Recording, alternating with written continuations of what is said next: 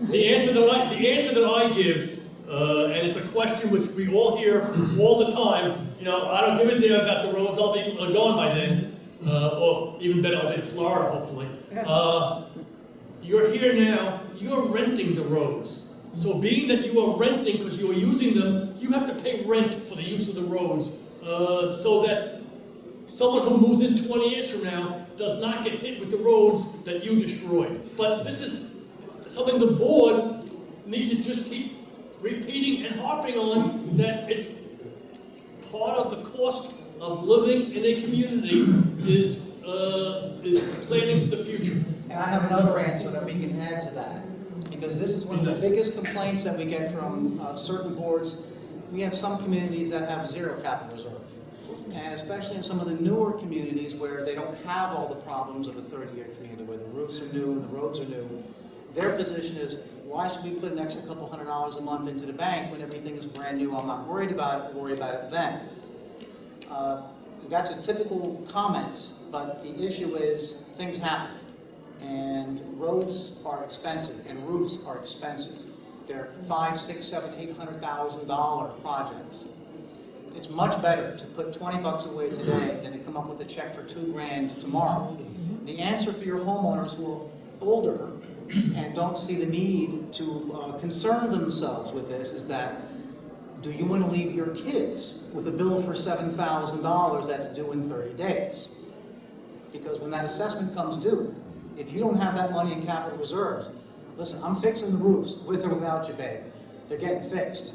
If you have the money in capital reserves, it's fantastic. If you don't, it's we have one community that $42,000 assessment.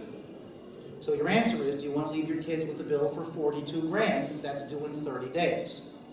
The other thing I just want to interject, when you have a unit you're selling, having a strong reserve fund in any property makes the property look better. And if you move in, you have a very small reserve fund, they're going to say, I'm moving into here, and all of a sudden, my monthly maintenance is going to go up, my common charges, or we're going to have an assessment in the near future. Well, so that's very important. The other thing too is, to meet the FHA guidelines, if you don't have a capital reserve and you're not reserving for it, you're not going to be able to get an FHA qualified mortgage.